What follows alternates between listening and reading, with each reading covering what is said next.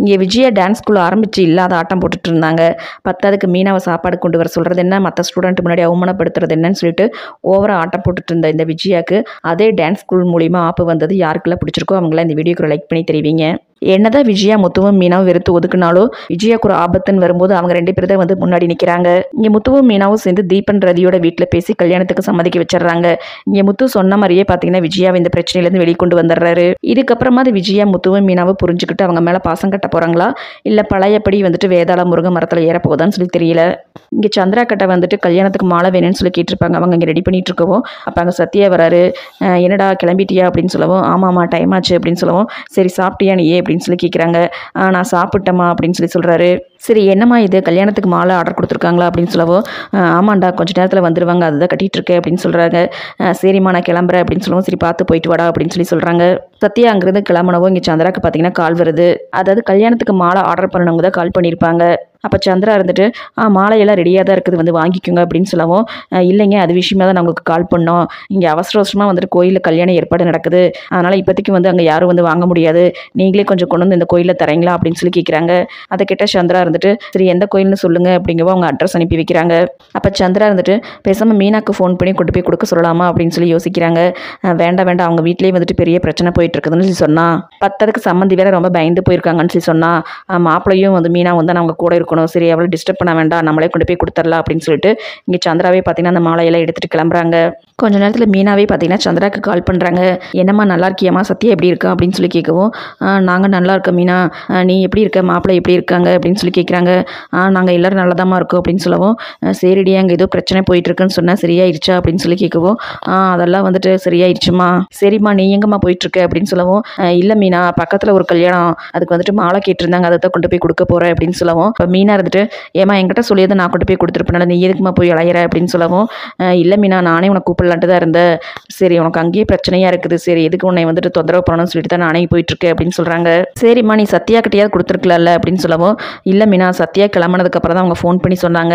சரி ஒன்றும் பிரச்சனை இல்லை நான் ஆட்டோவில் தான் போயிட்டுருக்கேன் நான் கொண்டு போய் கொடுத்துட்றேன் அப்படின்னு சொல்லி சொல்கிறாங்க. இப்போ மீனா வந்துட்டு சரிம்மா பார்த்து போயிட்டு வா அப்படின்னு சொல்லிட்டு ஃபோனை கட் பண்ணவும் இங்கே சந்திரா வந்து ஆட்டோவை பார்த்தீங்கன்னா இங்கே டிராஃபிக் போலீஸ் வந்துட்டு வழிமறிக்கிறாங்க. அப்போ சந்திரா வந்துட்டு டிரைவர்கிட்ட என்னாச்சுப்பா அப்படின்னு சொல்லவும் அது ஒன்றும் இல்லைம்மா வழக்கம் போல் வந்துட்டு பேப்பர்ஸ் தான் செக் பண்ணுறாங்க நீங்கள் உள்ளே உட்காருங்க அப்படின்னு சொல்லிட்டு டிரைவர் பார்த்தீங்கன்னா அதெல்லாம் எடுத்து லைசன்ஸு பேப்பர்ஸ்லாம் எடுத்து கொடுத்துட்ருக்காரு. அங்கே நிற்கிறது வேறு யாரும் இல்லை அருணும் பார்த்தீங்கன்னா அவர் கூட ஒரு ஃப்ரெண்டு தான் நின்றுட்டுருக்காங்க. அப்போ அருண் பார்த்தீங்கன்னா டிரைவரோட பேப்பர்ஸ் எல்லாம் வாங்கி செக் பண்ணிகிட்டு இருக்கோம். அப்போ சந்திரா பார்த்தீங்கன்னா அருணை பார்த்துட்றாங்க. அடா நம்ம மாப்பிள்ளை தான் அப்படின்னு சொல்லிட்டு சந்தோஷமாக இறங்கி வந்துட்டு மாப்பிள்ளை எப்படி இருக்கீங்க சீதா எப்படி இருக்கா அப்படின்னு சொல்லி கேட்கவும் இங்கே அருண் பார்த்தீங்கன்னா அந்த பேப்பர்ஸ் எல்லாம் வாங்கிட்டு இருந்தாங்க சரியா இருக்குது ஆட்டோ எடுத்துகிட்டு கிளம்புங்க அப்படின்னு சொல்கிறாங்க. மாப்பிள்ளை நீங்கள் நல்லா இருக்கீங்களா சீதா நல்லா இருக்கலாம் அப்படின்னு சொல்லிட்டு மறுபடியும் கேட்குறாங்க. அப்போ அருண் வந்துட்டு இங்கே பாருங்க பின்னாடி எத்தனை வண்டி நிற்கிது சீக்கிரம் ஆட்டோ எடுங்க அப்படின்னு சொல்லிட்டு டிரைவர் கிட்ட சொல்லவும் அப்போ டிரைவர் வந்துட்டு அம்மா வாங்கம்மா வந்து உட்காருங்க அப்படின்னு சொல்லிட்டு அவரும் பார்த்தீங்கன்னா வண்டி எடுத்துகிட்டு கிளம்புறாரு. இங்கே சந்திராவுக்கும் ரொம்பவே கஷ்டமாக போகுது. என்ன மாப்பிள்ளை வந்துட்டு ஒரு வார்த்தை கூட வந்துட்டு பேச மாட்டேங்கிறாரு ஏன் வந்துட்டு இந்த மாதிரி நடந்துக்கிறாரு அப்படின்னு சொல்லிட்டு ரொம்பவே கவலைப்படுறாங்க. நாம் அவங்க வீட்டுக்கு போகும்போதெல்லாம் வந்துட்டு அவர் நல்லா தானே பேசினாரு அவங்க அம்மாவும் நம்மளை கிட்ட நல்லா தான் நடந்துக்கிட்டாங்க. ஆனால் மாப்பிள்ளை ஏன் இப்போ திடீர்னு இப்படி நடந்துக்கிறாரு ஒரு வார்த்தை கூட நம்ம கிட்ட பேசல நம்ம முகத்தை கூட வந்துட்டு பார்க்கவே இல்லையே இவர் அப்படின்னு சொல்லிட்டு ரொம்பவே யோசிச்சுட்டே வராங்க. ஒருவேளை மாப்பிள்ளைக்கு சீதாக்கு வந்துட்டு ஏதாவது பிரச்சனையோ ஒருவேளை வந்துட்டு அவள் மாப்பிள்ளை கிட்ட ஏதாவது சண்டை போட்டுட்டாளா என்ன ஏதுன்னு சொல்லி தெரியலையே அப்படின்னு சொல்லிட்டு ரொம்ப கவலைப்படுறாங்க. ஒருவேளை மீனாக்கு இதை பற்றி ஏதாவது தெரிஞ்சிருக்குமோ அவளுக்கு வேணால் கால் பண்ணி கேட்கலாமா அப்படின்னு சொல்லி யோசிச்சவங்க வேண்டாம் அவங்க வீட்லேயும் வந்துட்டு இப்போ தான் பிரச்சனை முடிஞ்சிருக்கு அவளை வேற இந்த விஷயத்தில் வந்து நம்ம தொந்தரவு பண்ண வேண்டாம் அப்படின்னு சொல்லிட்டு இங்கே நேராக கொண்டு போய் மண்டபத்தில் மாலையை கொடுத்துட்டு இங்கே கடைக்கு வராங்க. கடைக்கு வந்து வராதுமா பார்த்தீங்கன்னா இங்கே சீதாக்கு தான் கால் பண்ணுறாங்க. அப்போ சீதா இருந்துட்டு அம்மா சொல்லுமா நல்லா இருக்கியாம்மா சத்யாலாம் எப்படி இருக்கா அப்படின்னு சொல்லி கேட்குறாங்க. அப்போ சந்திரா வந்துட்டு ஒரு நிமிஷம் இருடி உனக்கும் மாப்பிள்ளைக்கு வந்துட்டு என்னடி பிரச்சனை அப்படின்னு சொல்லி கேட்குறாங்க. சந்திரா திடீர்னு இப்படி கேட்கவும் இங்கே சீதாக்கு பார்த்தீங்கன்னா ஒன்றும் புரியல. என்னம்மா சொல்கிற அப்படிங்கவும் உன்னை தாண்டி கேட்குற மாப்பிள்ளைக்கு உனக்கு ஏதாவது பிரச்சனையா நீ மாப்பிள்ளைக்கிட்ட ஏதாவது சண்டை போட்டையாடி அதை கேட்ட சீதா ஏமா அப்படி சொல்கிற அப்படிங்கவும் இங்கே சந்திரா பார்த்தீங்கன்னா நடந்த விஷயத்த சொல்கிறாங்க. நான் பாட்டுக்கு மாப்பிள்ளை கிட்ட நல்லா இருக்கீங்களா சீதா நல்லா இருக்காளான்னு சொல்லி கேட்டேன் ஆனால் அவர் ஒரு வார்த்தை கூட பேசவே இல்லடி அவர் பாட்டுக்கு வந்துட்டு வண்டியெல்லாம் நிற்கிது கிளம்புங்க சீக்கிரம் அப்படின்னு சொல்லிட்டு அந்த ஆட்டோக்கார வேற எடுக்க சொல்லிட்டாரு. எனக்கு ரொம்பவே கஷ்டமாக போச்சு ஏன் மாப்பிள்ளை இந்த மாதிரி நடந்துக்கிட்டாரு உண்மையை சொல்லிடி நீ ஏதாவது மாப்பிள்ளை கிட்ட சண்டை போட்டையா அப்படின்னு சொல்லிட்டு கேட்குறாங்க. அதை கிட்ட சீதா பார்த்தீங்கன்னா சிரிச்சுட்டு இதுதான் விஷயமா நான் கூட வந்துட்டு என்னமோ எதுன்னு சொல்லி நினச்சிட்டோமா அப்படின்னு சொல்லவும் அதை கிட்ட சந்திரா பார்த்தீங்கன்னா இன்னும் டென்ஷன் ஆகிட்டு இண்டி நான் வந்துட்டு எவ்வளோ பதட்டத்தோட கேட்டுட்டு இருக்கு. நீ என்னடி கேட்டு சிரிச்சிட்டு இருக்க அப்படின்னு சொல்லி கேட்குறாங்க. அப்போ சீதா இருந்துட்டு நீ தேவையில்லாமல் ஒன்றும் வந்துட்டு பதட்டப்படாத, அவர் வந்துட்டு அப்படிதாம்மா, உனக்கு அவரை பற்றி தெரியாது அப்படின்னு சொல்லி சொல்கிறாங்க. அதை கேட்ட சந்திரா, என்னடி சொல்கிற, உங்கள் வீட்டுக்கு வரும்போதெல்லாம் வந்துட்டு அவர் நல்லா தானே பேசினாரு, ஏன் அவங்க அம்மா கூட வந்துட்டு எங்ககிட்ட நல்லா தானே நடந்துக்கிட்டாங்க, இப்போ ஏன்டி வந்துட்டு மாப்பிள்ளை திடீர்னு இந்த மாதிரி நடந்துக்கிறாரு, எனக்கு ரொம்ப பயமாக இருக்குடி அப்படின்னு சொல்லி சொல்கிறாங்க. அதை கேட்ட சீதா இருந்துட்டு, அம்மா ஒரு நிமிஷம் இருமா, நீ பாட்டுக்கு வந்துட்டு ஏதோ வந்துட்டு கற்பனை பண்ணாத, அவர் டியூட்டியில் இருந்தார் அப்படின்னா தெரிஞ்சவங்க சொந்த பந்தம்னு சொல்லி எதையுமே பார்க்க மாட்டாருமா. அதை கேட்ட சந்திரா, ஏண்டி அதுக்குன்னு நல்லா இருக்கீங்களான்னு கேட்டால் ஒரு வார்த்தை கூடவாடி பேச மாட்டார் அப்படின்னு சொல்லவும், அவர் அப்படித்தாம்மா, உங்கள்கிட்ட மட்டும் கிடையாது, ஏன் அவர் எங்கிட்டையும் வந்துட்டு அந்த மாதிரி தான் நடந்துக்குவார்.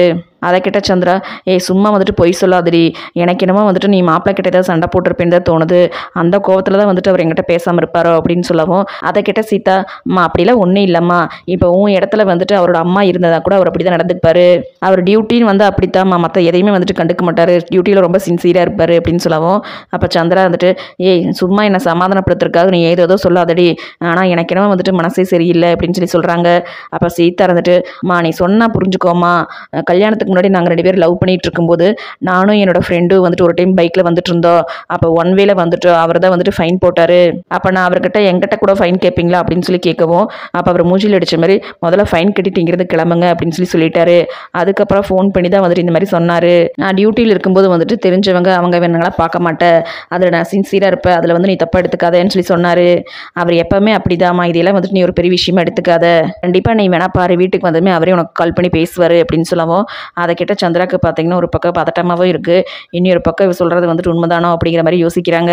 அப்போ சீதா இருந்துட்டு, என்னம்மா நான் சொன்னது இனி நீ நம்பவே இல்லையா, அத்தை கோயிலுக்கு போயிருக்காங்க, கொஞ்ச நேரத்தில் வந்துடுவாங்க, அவங்க கிட்ட நான் வேணா ஃபோனை கொடுக்குறேன், அவங்க சொன்னாதான் நீ நம்புவேன் அப்படின்னு சொல்லவும், அதை கேட்ட சந்திரா வந்துட்டு, அப்படியெல்லாம் ஒன்றும் இல்லடி, அவர் இந்த மாதிரி நடந்துக்கிட்டதுமே எனக்கு வந்துட்டு உனக்கும் அவருக்கு ஏதோ சண்டை போல இருக்குது, ஏதோ பிரச்சனை போல இருக்குது அப்படின்னு சொல்லி பயமாயிருச்சு, நீ சொல்கிற மாதிரி இருந்தால் எனக்கு ஓகே தாண்டி அப்படின்னு சொல்லி சொல்கிறாங்க. அப்போ சீதா வந்துட்டு, ஆமாம்மா அவர் வேலை விஷயத்தில் அப்படி தான் இருப்பார், அதை வச்சுட்டு நீ வந்து அவர் தப்பாக நினச்சிக்காத, அவர் மட்டும் டியூட்டியில் இல்லைன்னா நேராக வந்துட்டு உன்னை வீட்டில் கொண்டு போய் விட்டுருப்பாரு, இல்லைன்னா இங்கே கூட்டிகிட்டு வந்திருப்பாருமா, நீ தேவையில்லாமல் அதை எதையும் நினச்சலாம் வந்துட்டு பயப்படாதம்மா அப்படின்னு சொல்லி சொல்கிறாங்க. அதை கேட்ட சந்திராக்கு பார்த்தீங்கன்னா இப்போதே நிம்மதியாக இருக்குது, நான் கூட வந்துட்டு ஒரு நிமிஷம் ஏதோ நினச்சி பயந்து போயிட்டேன்டி அப்படின்னு சொல்லி சொல்கிறாங்க. நீ ஒன்றும் பயப்படாதாம்மா, அவர் என்னை நல்லா பார்த்துக்கிறாரு, அத்தையும் நல்லா பார்த்துக்கிறாங்க, எங்களுக்குள்ளே எந்த சண்டையும் இல்லை, நீ தேவையில்லாம வந்து பயப்படாதாம்மா அப்படின்னு சொல்லி சொல்கிறாங்க. சரி சீதா, இது கேட்கறக்காகத்தான் நான் உனக்கு கால் பண்ணேன், சரி நான் உனக்கு அப்புறம் கூப்பிட்றேன் அப்படின்னு சொல்லிட்டு சந்திரா ஃபோனை கட் பண்ணுறாங்க. மீனா ஒரு பக்கம் வண்டியில் வந்துட்டு இருக்காங்க. பாவ அம்மா கல்யாண மாலை ஆர்டர் கொண்டு போய் கொடுத்துட்டு அலைஞ்சிட்டு வந்தது இல்லாமல் கடையில வேற தனியாக உட்காந்து கஷ்டப்படுவாங்க, சரி நம்ம போய் கொஞ்ச நேரம் அம்மாவுக்கு ஹெல்ப் பண்ணலாம் அப்படின்னு சொல்லிட்டு மீனா வண்டியில் இங்கே கிளம்பி வந்துட்டு இருக்காங்க. அப்போ வர வழியில் பார்த்தீங்கன்னா அருணும் அவரோட ஃப்ரெண்டு நிற்கிறத பார்க்குறாங்க. அதை பார்த்துட்டு மீனா, இப்போ நம்ம பார்த்துட்டு பேசாமல் போனால் வந்துட்டு மரியாதையே இருக்காது, சரி இவர்கிட்ட வந்துட்டு ஒரு வார்த்தை பேசிட்டு போகலாம் அப்படின்னு சொல்லிட்டு வண்டியை ஓரமாக நிறுத்திட்டு அருண் கிட்ட பேசுறதுக்காக வராங்க. இங்கே அருணோட ஃப்ரெண்ட் இருந்துட்டு, பரவாயில்லடா நீ நினச்ச மாதிரியே வந்துட்டு சாதிச்சு காட்டிட்டு அப்படின்னு சொல்லவும், அதை கேட்ட அருண் வந்துட்டு, ஆமாண்டா அந்த முத்துவை வந்துட்டு நான் பழி வாங்கணும்னு சொல்லி நினச்சேன், நான் பிளான் பண்ண மாதிரியே வந்துட்டு எல்லாமே நடந்துருச்சு அப்படின்னு சொல்லி சொல்கிறாங்க. நீ வேணா பாரு, கூடிய சீக்கிரமே வந்துட்டு அவனை ஆள் அட்ரஸ் எல்லாம் மாக்கிறனா இல்லையான்னு சொல்லி பாரு அப்படிங்கிறாங்க. அதை கேட்ட இங்கே மீனாக்கு பார்த்தீங்கன்னா ஷாக்காக இருக்குது, என்ன இந்த அருண் இப்படியெல்லாம் வந்துட்டு பேசிகிட்டு இருக்காரு, அப்போ இன்னி வந்துட்டு அவர் மேலே உள்ள கோவம் இந்த அருணுக்கு போகலையா, அது மட்டும் இல்லாமல் என்னமோ திட்டம் போட்டதெல்லாம் நடந்துருச்சுன்னு சொல்லி பேசிகிட்டு இருக்காரு, என்னவா இருக்கும் அப்படின்னு சொல்லிட்டு இங்கே மீனா பார்த்தீங்கன்னா ஒளிஞ்சுன்னு அவங்க பேசாத கேட்டுட்டு இருக்காங்க. இங்கே அருண் இருந்துட்டு, நீ வேணா பாரு அந்த முத்து எனக்கு கொடுத்த பிரச்சனைக்கெல்லாம் வந்துட்டு அவனை அட்ரஸ் எல்லாம் மாக்கிறனா இல்லையான்னு சொல்லி பாரு. அதுக்கு அவரோட ஃப்ரெண்ட் இருந்துட்டு, டே நீ என்ன பண்ணாலும் வந்துட்டு அவன் தான் அதுலேருந்து வெளியில் வந்துடுறானாலடா அப்படின்னு சொல்லவும், டே அதெல்லாம் வந்துட்டு இப்போ தான் வந்துட்டு சீதாக்கு எனக்கு கல்யாணம் ஆயிடுச்சுல்ல, இனியெல்லாம் வந்துட்டு அவன் என்கிட்ட வாழட்ட முடியாது, இந்த சீதாவை வச்சு நான் அவனை எப்படி பழி வாங்குறேன்னு சொல்லிப்பாரு, என்னைக்கு அவன் வந்துட்டு எனக்கு பிரச்சனை மேலே பிரச்சனை கொடுத்து என் டியூட்டியில் கையை வச்சானோ அப்போவே வந்துட்டு நான் அவனை உருத்தரியாக மாக்கணும்னு சொல்லி முடிவு பண்ணிட்டேன். அதை கேட்டீங்க மீனாக்கு பார்த்தீங்கன்னா அதிர்ச்சிக்கு மேலே அதிர்ச்சி ஆகுது. சரி இவனை போய் வந்துட்டு நல்லவன் நினச்சி இந்த சீதா லவ் பண்ணி வச்சிருக்காளே, நாமளும் வந்துட்டு அந்த உண்மையெல்லாம் தெரியாமல் அவளுக்கு கல்யாணம் வேற பண்ணி வச்சுட்டுமே, ஆனால் இவன் என்ன இந்த அளவுக்கு வந்துட்டு குடும்பக்காரனா இருக்கான் அப்படின்னு சொல்லிட்டு பயங்கர அதிர்ச்சியோட பார்க்குறாங்க. அப்போ அருணோட ஃப்ரெண்ட் இருந்துட்டு, அப்படி நீ என்னதான் பண்ண போற அப்படின்னு சொல்லி கேட்குறாரு.